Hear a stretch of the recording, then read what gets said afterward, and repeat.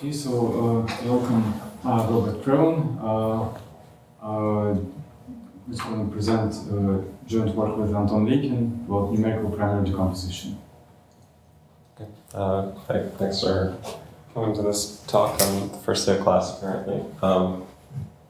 So numerical primary decomposition. This is a problem in numerical algebraic geometry, and so first I'm just going to give a brief overview of numerical algebraic geometry.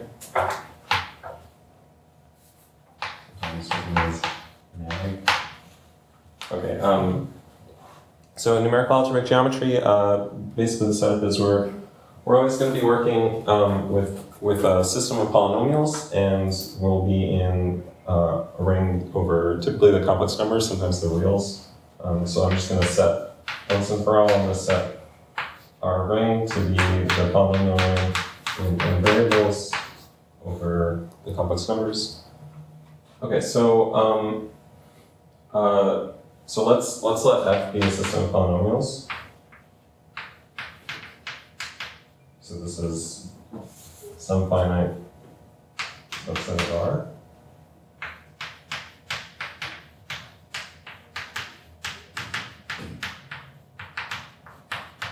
And one common situation that you might have is that this system has a zero-dimensional solution set.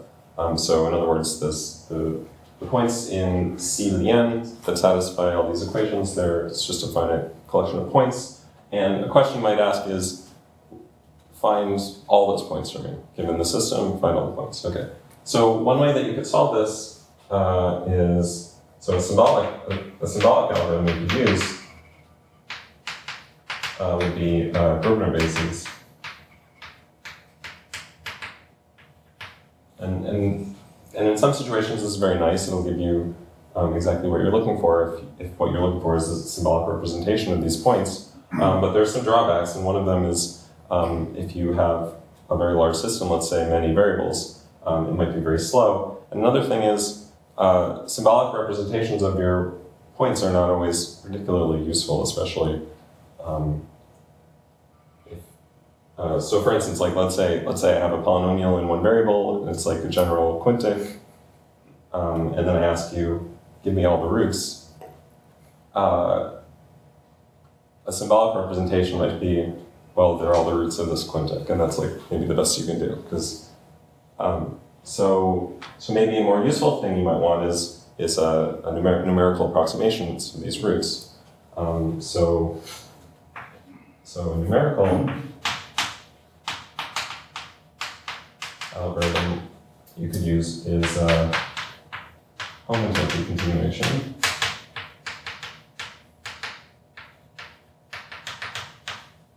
Okay, and this algorithm has had, and variations of it have had. Are you assuming zero-dimensional?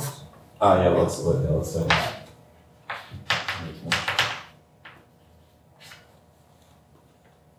And now we want to find.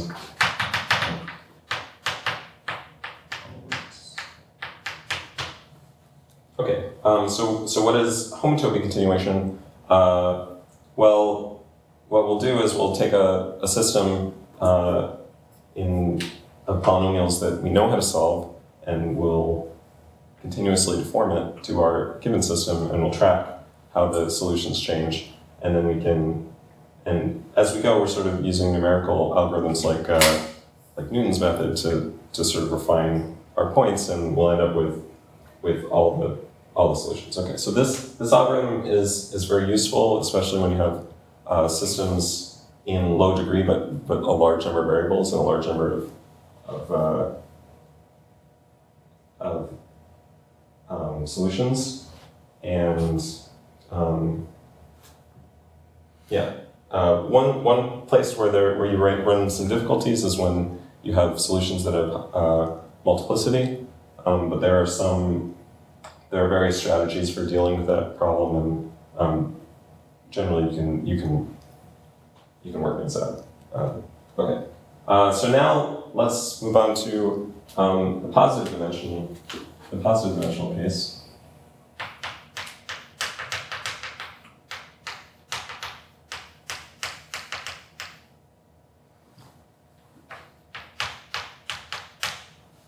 Okay, so what's the positive dimensional analog of finding all the solutions of a system of equations? Well, now our solution set is going to be some general variety, and we want to decompose this variety, for instance, into its irreducible pieces. So one thing we can do is a numerical irreducible decomposition.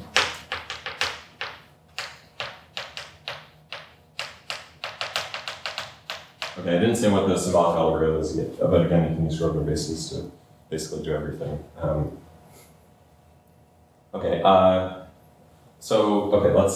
Let's drop like a cartoon of our variety. Suppose the solution set, maybe it's got some positive dimensional, some one-dimensional pieces. Maybe there's some points scattered around, and maybe some higher dimensional things. Okay, and our goal is to somehow classify all the different pieces that are irreducible algebraic sets. Right? So in this case, we have like these points and these two curves and this two-dimensional piece. Okay, so what do we mean when we ask for a numerical description of one of these pieces? Well, we're not going to find the defining equations necessarily, although there are some ways that you might be able to do that. But what we're looking for is we want what's called a witness set.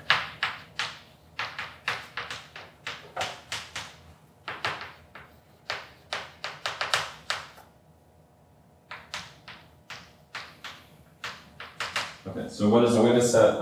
It's going to be some collection of points that lie on the piece, and from those points we can recover a lot of information about that component. So the way that these algorithms work generally, let's see, I should say. Do you mean the generic set? Points that are generic in each of the components? Yeah, that's right. They'll be generic points. Yeah. So these are.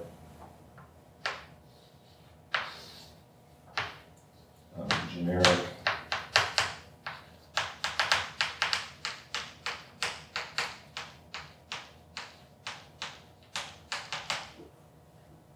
Okay. So generally, how these algorithms, this algorithm, which I should say is due to. How do you represent generic points numerically? An approximation for the coefficients, I guess. Yeah. I mean, you just have values for the points, like floating point values that are approximately on the variety. How do you know they're generic in that sense? Generally, you just find some points, and based on the way that you found them, probably they're generic.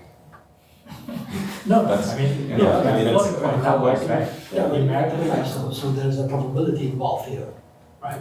Yeah. So yeah. Well, I guess algebraic numbers, even for isolated points, you need some precise representation of the algebraic numbers. So there are standard ways to get at those, like isolating intervals and things like that, or some other representation. But you're talking about numerical, so you have to be a bit more precise about what. Right. So in the zero-dimensional case, right, we'll also approximate points. We won't have the exact value, but there's going to be some notion of when you're close enough to a point that. Let's suppose we're in the zero-dimensional case and we have isolated solutions, and you want a numerical description of this point. Well, you're not going to find this point exactly. You'll find a point close by, but each point has around it some basin in which Newton's method will converge to that point, and your goal really is just to find a point that's close enough that you can continue to refine your solution to arbitrarily high precision. So in all of these, your points they're approximate, and there is these are probabilistic algorithms, so there's some probability that things go wrong, or that you end up with the wrong answer. there is work on trying to certify numerical algorithms, but generally it's much harder if you want a certificate for your solution than just saying this is probably correct. I just want to understand what's generic point in that sense. Okay, so. Okay, yes. Let me sort of outline how this algorithm works, and maybe I'll be clear. The first one, so this is CNC.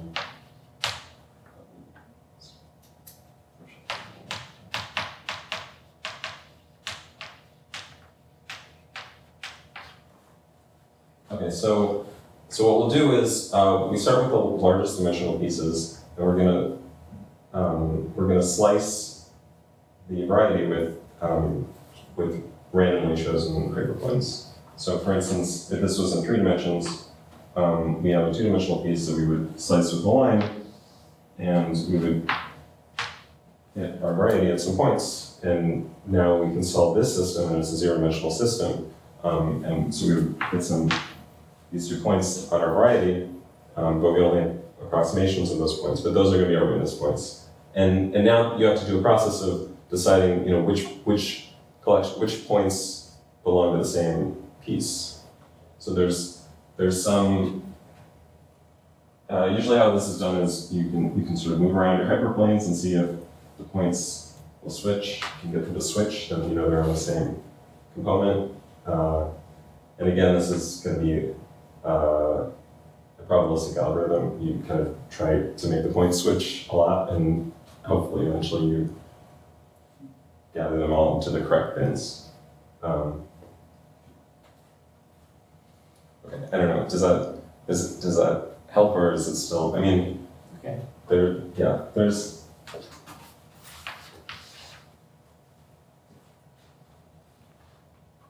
Okay, so that's numerical irreducible decomposition. But this system of polynomials that we have, it represents an ideal in our polynomial ring, and there's more to an ideal than just its variety. So we might also want to know about sort of the multiplicity structure of our solution set, and what we're really interested here then is a primary decomposition. So if I is the ideal generated by our system, we can. So here we've written the variety of I as a union of irreducible varieties.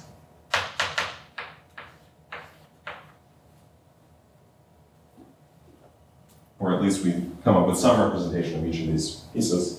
And now what we want to do is we can write the ideal as an intersection of primary ideals.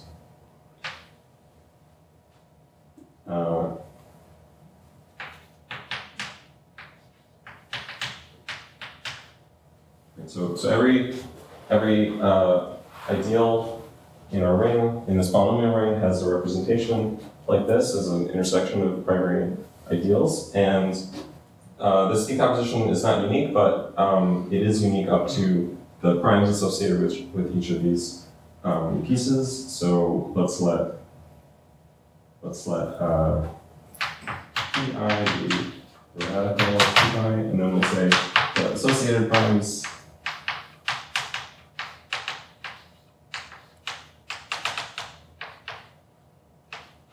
are these primes corresponding to these primary components, and They need not be distinct.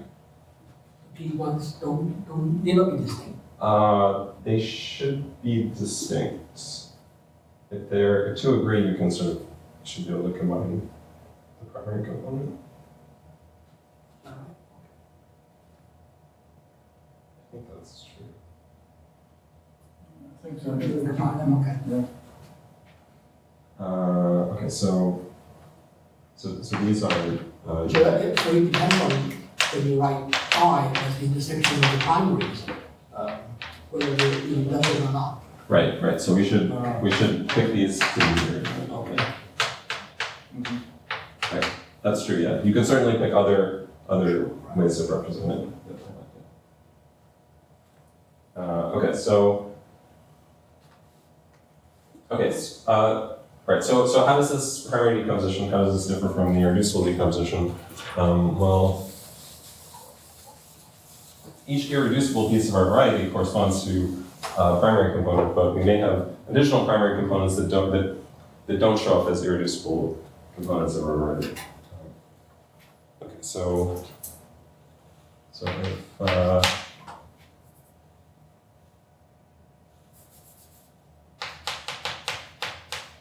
so each VI corresponds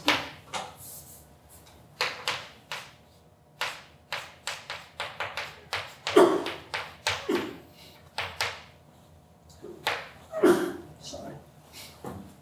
so each of these components corresponds to one of our primary components, but we might have extra primary components, and the extra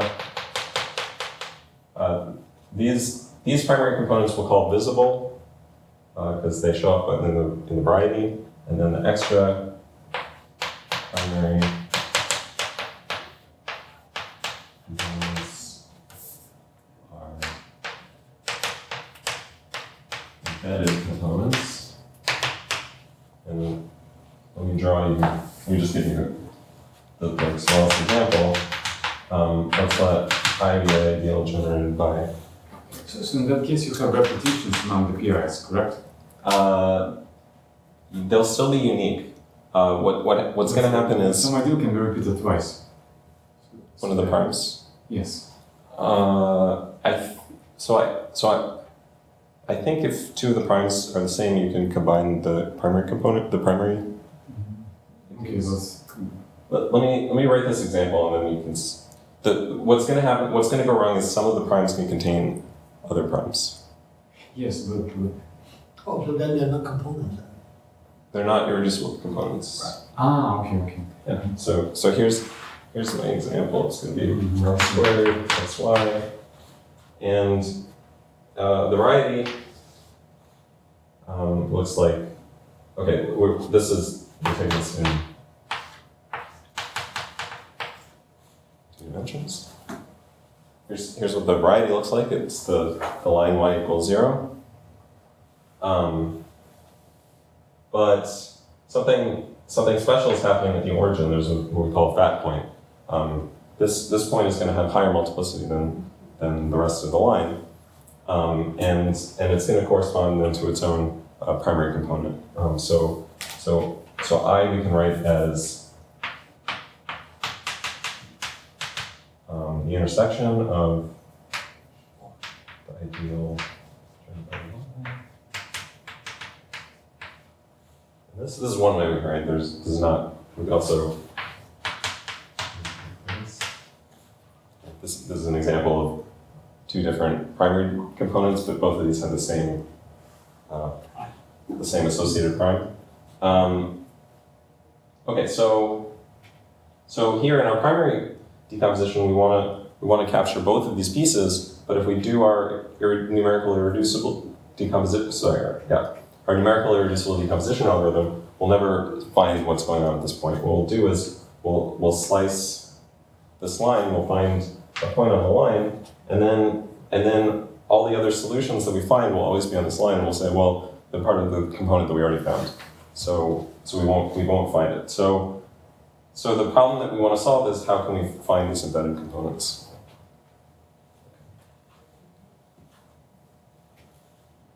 And why would you want to find embedded components so numerically?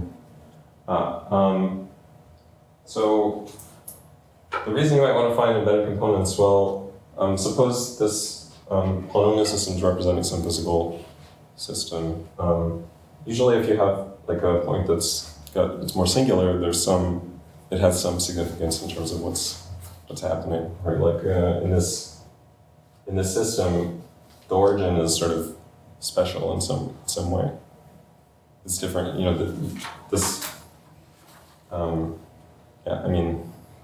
They're the interesting points. Right. Okay. And why would we want to do it numerically? for the same reason that we want to do anything numerically, sometimes it can be more efficient.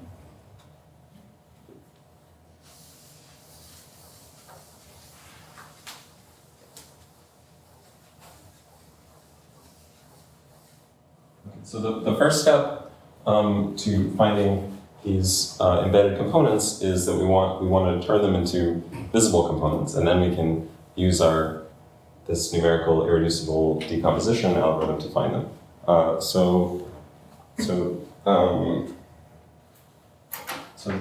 going to use a process called deflation. We're going to add some more variables to our polynomial ring. And throw in some more equations, and we'll get a new variety. And what are these new variables that we're adding? Let's call this is going to be R, but then we're also going to add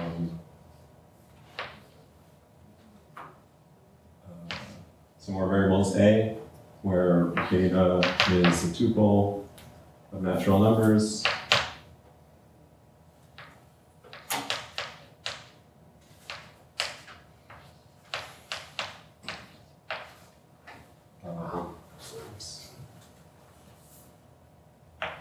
Okay, so basically, we're going to throw in a new variable for each monomial of degree. And what is the n here? The original n, is that right? x1 up to xn?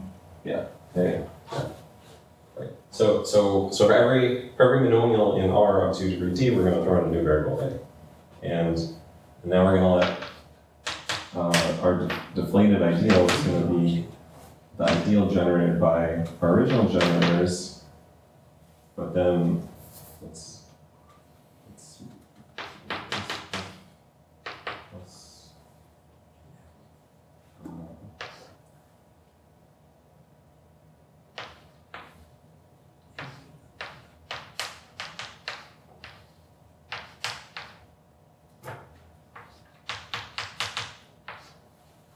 okay, so we're going to take our original generators and we're going to throw in more equations based on the derivatives of f.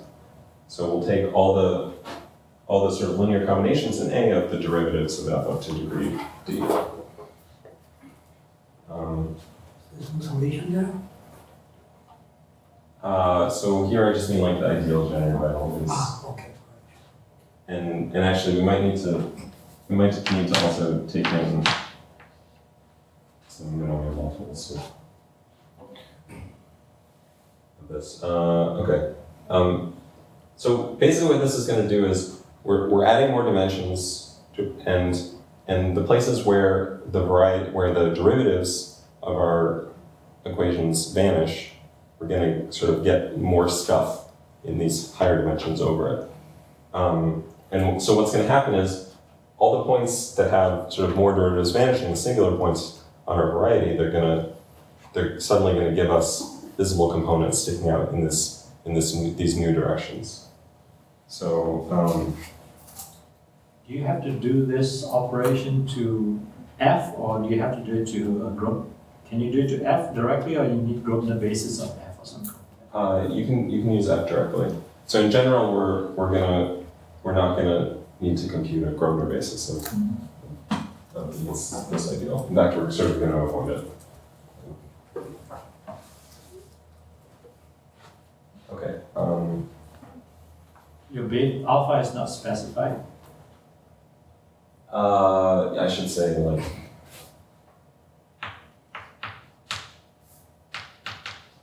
Just throw in all alphas. Basically, this is like all the polynomials in our ideal up to a certain degree. Almost. This is not a Grosvenor basis, that's not quite correct. This turns out to be. Okay, so let's say that now we find the irreducible decomposition of this variety. And we get some pieces. You get some bang for D? Yeah, so there's some D that's going to be good enough to work. Where exactly that D is, that's still we still don't have particularly good bounds, but usually there's some bad bounds, but usually low values of D will actually work. So you have a way to recognize when this happens? Yeah, I think that is true. This is sort of a part of the problem that I didn't really work on, but I think that generally you can make it work because it's been implemented. So in other words, your algorithm is to increase D until something happens you can recognize. Right. Okay, so there's nothing happening. Since that,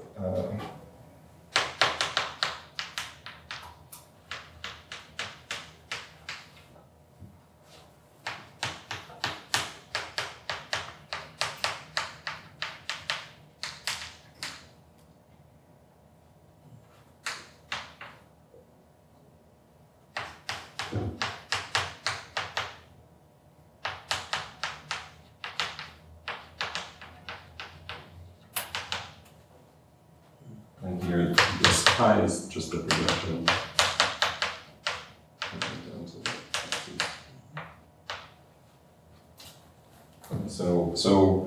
So what this theorem is saying is, if for high enough D, we find this deflated. Shouldn't you have A sub alpha comma beta?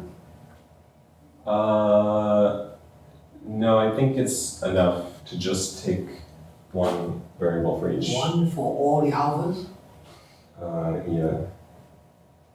Okay.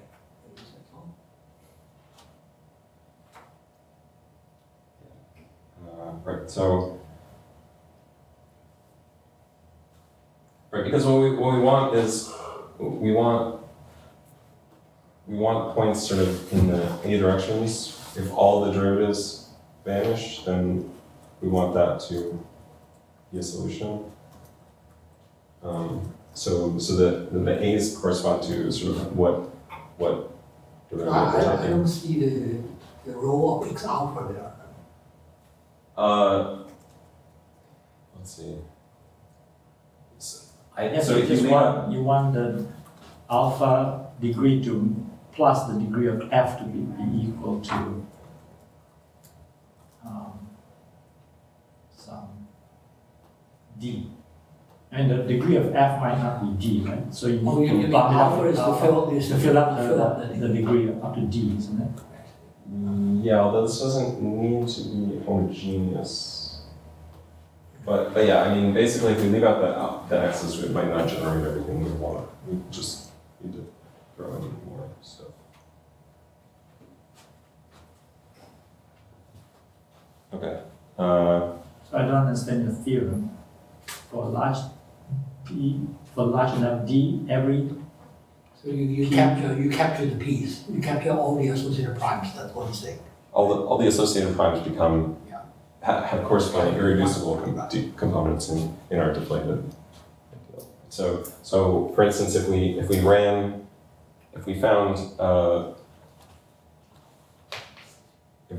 look back to this example, if we compute I1, we're going to get, well, it's going to be in 4 dimensions, but the variety is going to look basically like this. We'll have component corresponding to y, but then over the origin we have sort of extra stuff. This is in the a direction, and this is in the xy direction, or really the y direction. There's a thing in the x direction. And if someone gives you a number d, what's the complexity of checking that this d is actually good d? Is it known? When the theorem happens. Yeah, I don't know if it's known. See, the theorem guarantees that there is such a d, right? Yeah, but I don't. But for checking this- it, I'm not sure. But if someone I'm not gives, sure, so for each number d. Sure. That was So what is I it- asked before already. You asked me the same Yeah, question, so. That was the same question. Yeah, I'm not totally Sure. Right now, when this you- is not numerical, so when we really still don't know what's happening yet, right? There's nothing numerical here. Okay, so this gives you all the pieces, but unfortunately, Why is it called inflation, by the way? so so for higher, when d is high enough, the multiplicity of the points on the components will go down. I Yeah. see. So it's kind of blow up, isn't it? Yeah. Okay. The two words are so opposite, Right, they yeah. mean the same thing. Okay. Yeah. It was also a little. It seemed the opposite to me also. Say that again, when D is large, what do you say? So when we do this process, the multiplicity of the existing components will go down. So it's like deflating the multiplicity of the variety, even though the variety is getting bigger. Yeah. Okay, so this sounds great because now it almost seems like we're done, except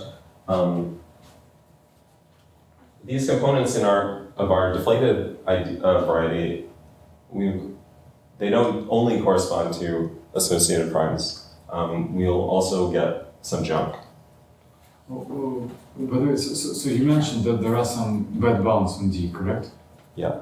And can you name some bad bounds, or some bounds? I don't know what the bound is. Okay. Yeah. I'll Yeah. have to look I at think it. I think it's related to like the degree of the Grosvenor basis. I see. But we don't want to actually find a Grosvenor basis. Okay, so the problem is we get junk. So the problem is the embedded components aren't the only singular points in our variety. For example, if I have a curve with a cusp, this point is more singular than the other points, even if this variety is reduced, even if the field is reduced. So if I do deflation on this, what I'll get is this cusp will go away. I'll get maybe something smooth, but I'll also have an extra component, which does not represent a embedded component in my primary decomposition. So we have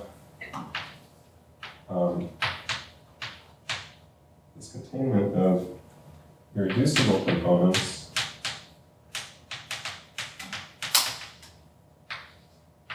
which is contained in the primary components.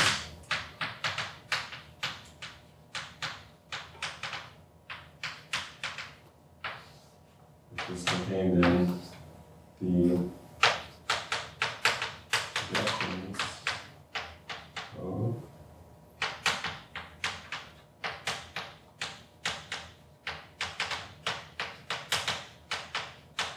the projections of the irreducible components of our deflated variety. So we have we have like an undershoot and an overshoot. What we want is somewhere in the middle. So we need to be able to classify the stuff that we're getting from here and say when does this actually represent an embedded component and when is it junk, what we sometimes call a pseudo component.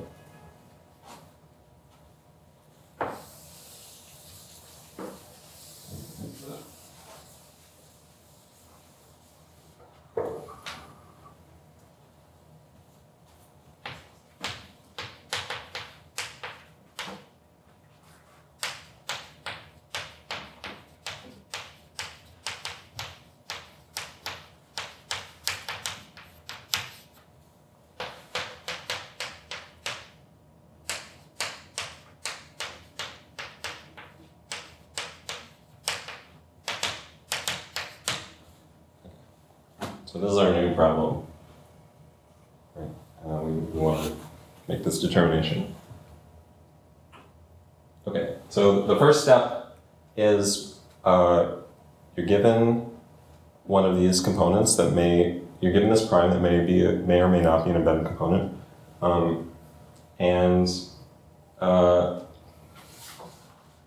First, we are going to cut things down so that component is zero-dimensional, because that's the easiest thing to work with. So we have a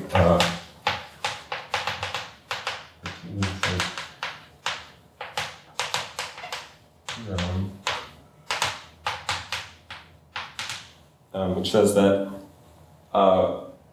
that we can do this if we slice down our ideal with a generic linear equation. The primary components will be exactly what we expect, which is okay. So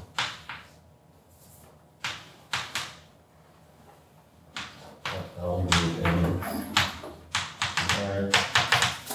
linear equation.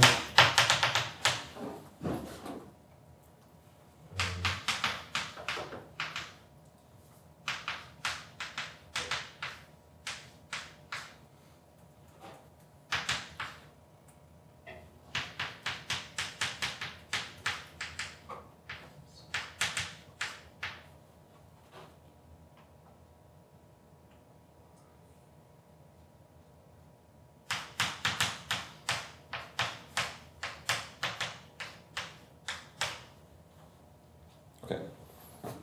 So the associated primes of our sliced down ideal, which is when we add in this linear equation, so that's the equivalent to slicing with hyperplane, slicing the variety with hyperplane, is exactly what we get by slicing each of the individual associated primes with a hyperplane and taking its associated primes. And we can break this down a little more. So if P started out having dimension 2 or higher, then when we slice it, we'll just get another prime of 1 dimension lower. And if we started with a curve, then when we slice it, we might get a bunch of points. So not prime anymore. And if we started with a point and we slice, well, we'll probably miss the point, so we won't get anything. So here we can say for dimension of P greater than 1, we just get P.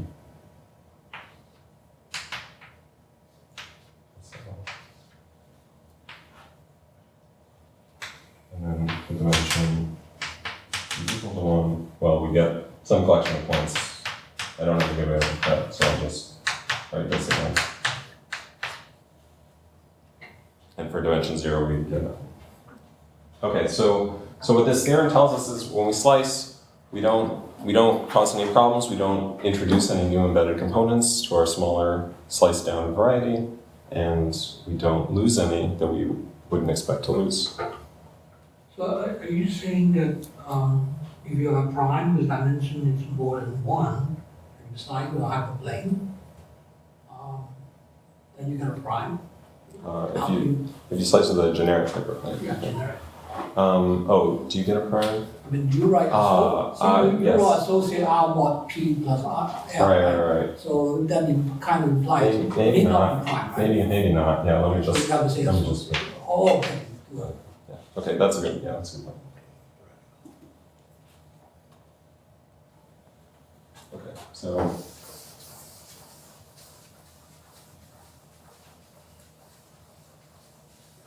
Here's my little picture. Let's say here's a variety that I started with at some surface, and it's got maybe some embedded one-dimensional piece, maybe some embedded zero-dimensional piece, and now I slice it with a generic hyperplane.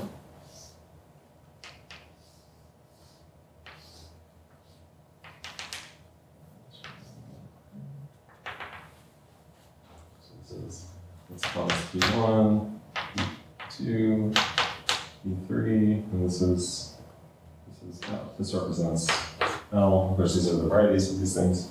Then what I get is going to be a picture like this. This is this part over here, P2 plus L, and P3 doesn't show up at all because we missed it. Little schematic, and this line, which is supposed to be like a pseudo component, because it's a singular part of my variety, but it's not an embedded component, it stays no embedded component there. We don't introduce anything bad. Okay. Right. So this lets us always reduce everything to the zero-dimensional, to the case where the embedded component is zero-dimensional. Of course, the variety that it lives in might be higher dimensional. I mean, that's of course the problem. So we aren't going to get down to a zero-dimensional system, but at least we'll have a zero-dimensional component prime that we're trying to test if it's embedded. Okay, so and also let's just take that point to be the origin, because we can just translate our coordinates so that it's the origin. Okay, so assuming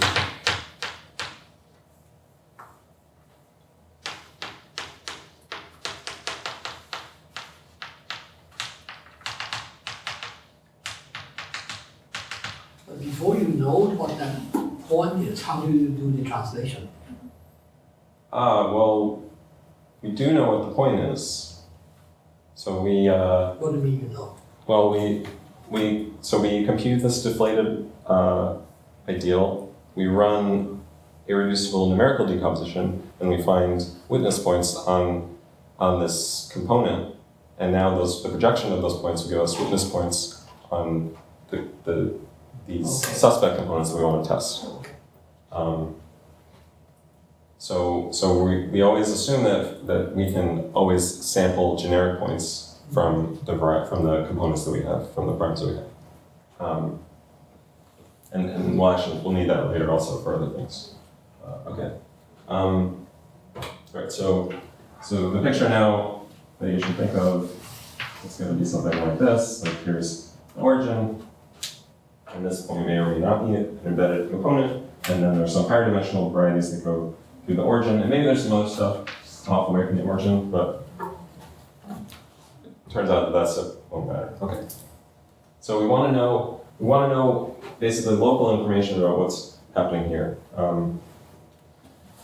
So the main tool that we're going to use is the local null space.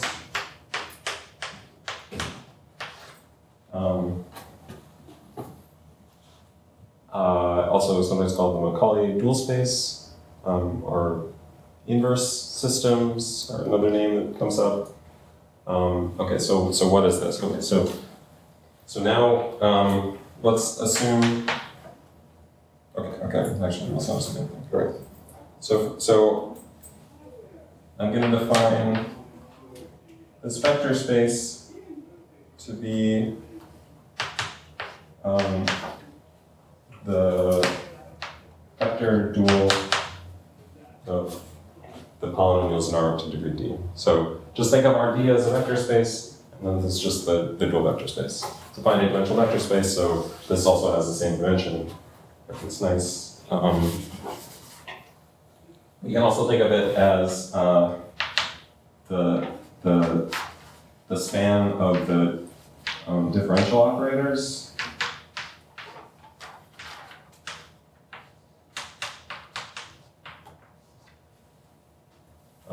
You write D, R sub D.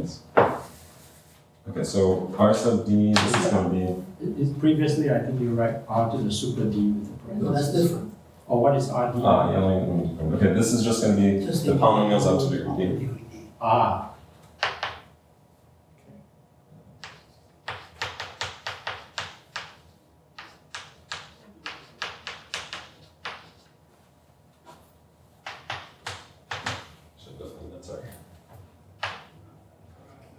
Okay, so we can also think of these as differential operators. Let me just write it as del to the beta, and the way that these are evaluated is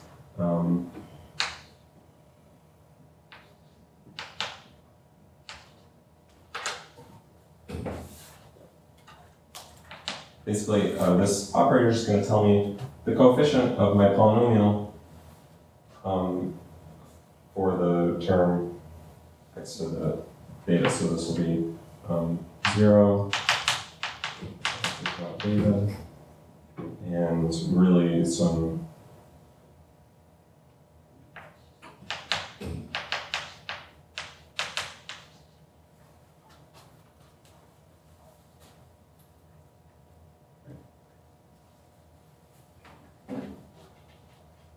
Okay, so you can think of these as just dual functionals on my vector space. You think of them as differential operators. So it's like taking the derivative, but then also being evaluated at 0. That's what we're doing. Yeah. Not just taking the derivative. Okay. And why? Okay. Okay. So now let me define the dual space of an ideal. The truncated dual space.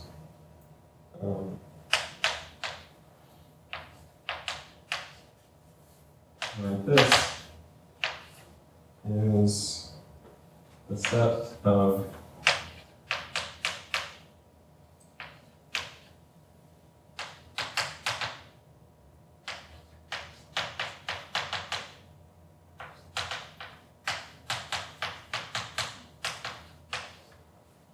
so this is going to be the set of all the dual space elements that annihilate my ideal.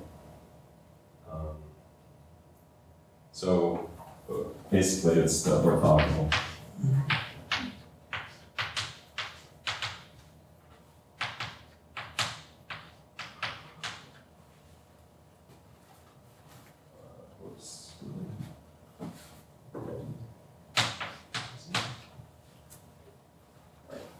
And we'll say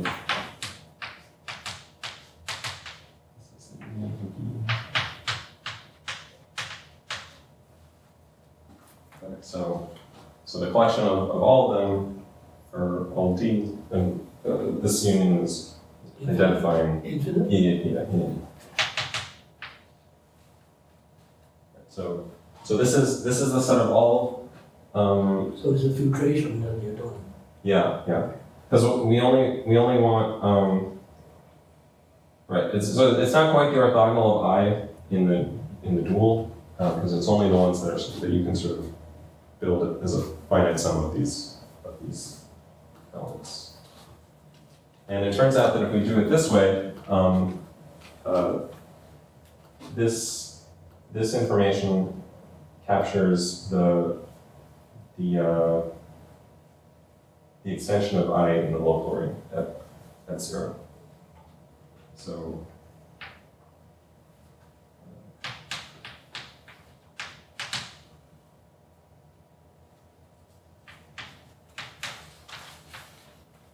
this is, let me write it this way. Where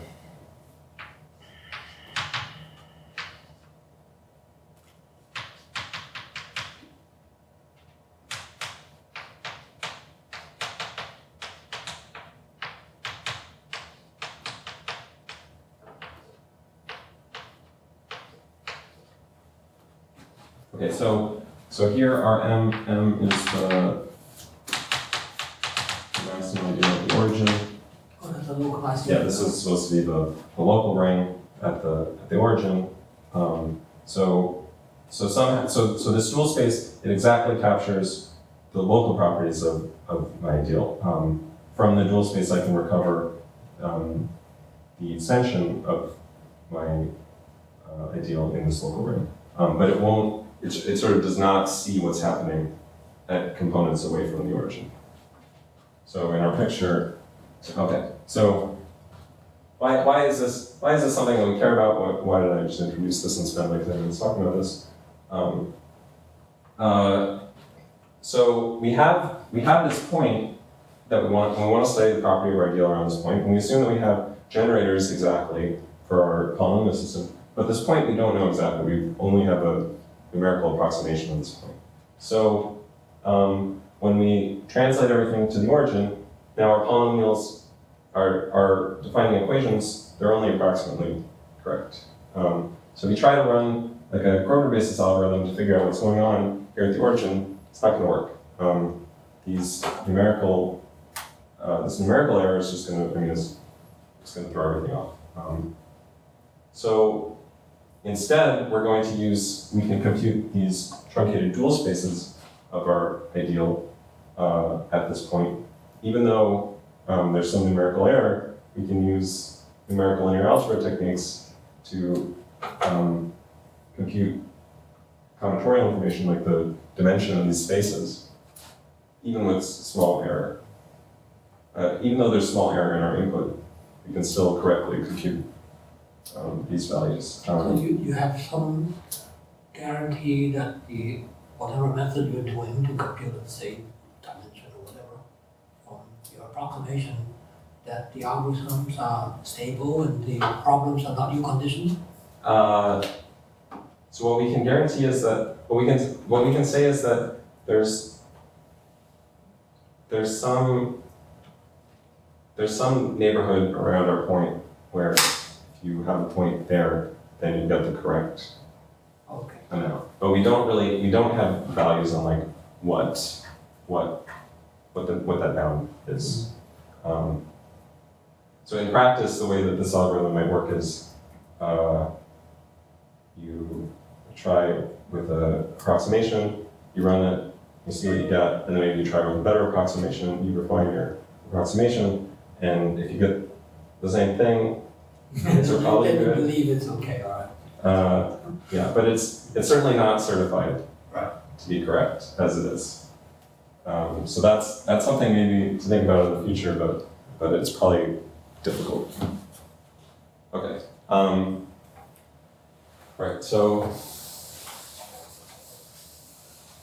we can use this to compute information about our ideal. How much time do we have? Pretty About much. 10. Okay. I guess I'm like pretty much out of time, right? Oh, but Today is probably okay. yes. Yeah, I'll just take like a couple of minutes and I'll wrap it up. Okay. All right. So now the setup that we should think of is we have our ideal.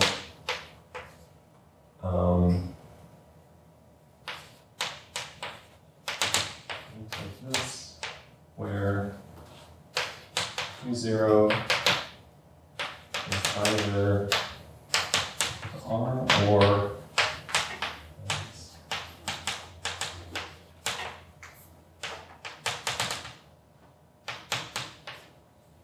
okay, so we're going to write our ideal as the intersection of QI.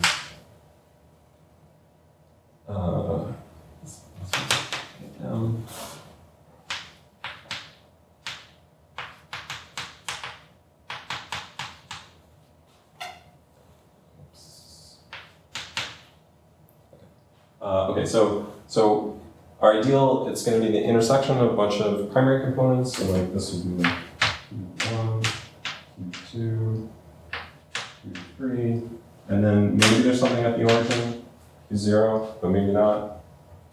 And that's what we're trying to find out. And now we're going to let J be the ideal that we get without this thing at the origin. So no Q0 here. Okay.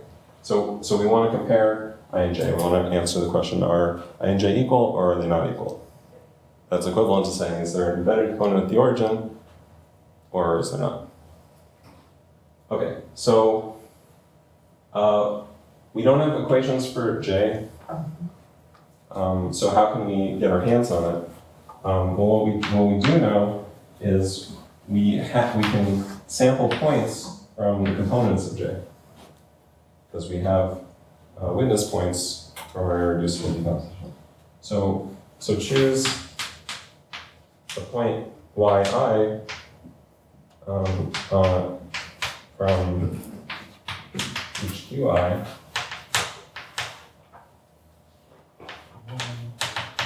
1, 2, 3. And now we can compute differential conditions on our polynomials through those points. That's equivalent to finding the dual space at these points. So we compute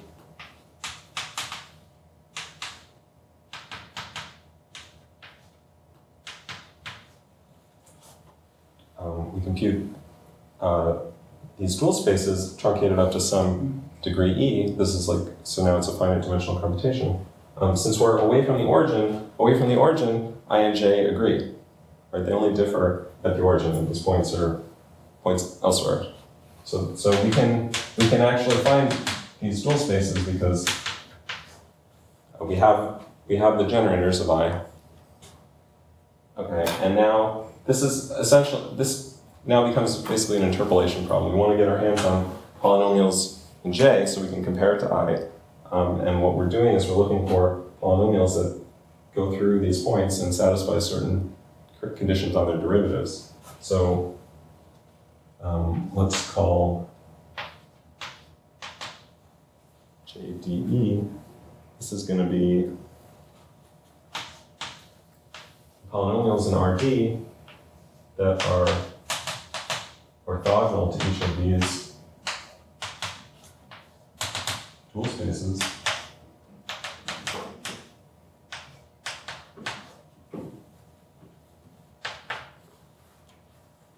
And the claim is for high enough E,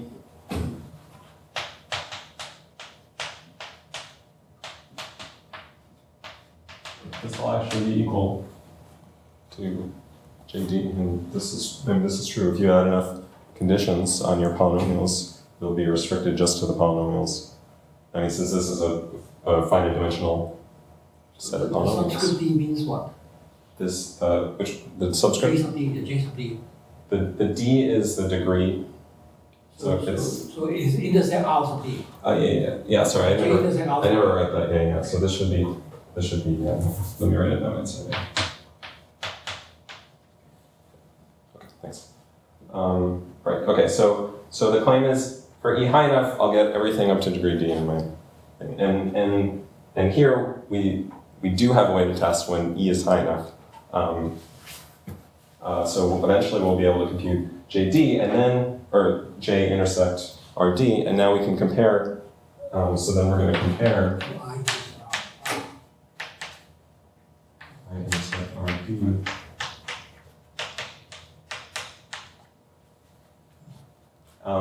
Okay, and we're going to do that for each D. And if they differ, then we can say for sure that there is an embedded component, because we'll know that these, if the truncations of J and I differ at some degree, then clearly the ideals themselves differ. So then we'll know. But this doesn't cover the other side. How do we know what D to go up to say that, well, these are actually the same? Let's say they agree at every D. What are we going to do? So this method isn't quite going to work there, but we have another test that we do on the other side, and we run both these tests simultaneously, and then we can answer this question. And it actually works. We implemented it in Macaulay 2. Sorry I didn't get to more details. Let's see, what are sort of conclusions, final thoughts that I should say. So we have this algorithm. Unfortunately, right now, it's a bit expensive to run. It's probably not going to beat symbolic methods for primary decomposition in its current state, but right now it's sort of a proof of concept that this approach can work, and hopefully with some improvements, it can be competitive in some situations. It probably will never beat symbolic methods in every situation, but like with numerical solvers for zero-dimensional systems, right? There's certain cases where you want to use one versus the other. Other questions that you could ask are, how can we make this into a certified algorithm? Probably difficult. I don't know. I haven't thought too much about it, but yeah, I guess I'll stop there. Thanks for bearing with me. But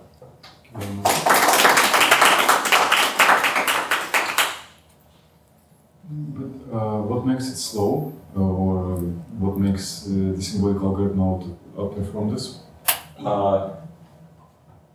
So there are a lot of places where you sort of have to iterate over D, and you're adding a lot of, you end up doing sort of having very high dimensional vector spaces that you're sort of like computing these dual spaces. It's basically finding the kernel of a matrix, but if the degree is high and there's many variables, there are quite a lot of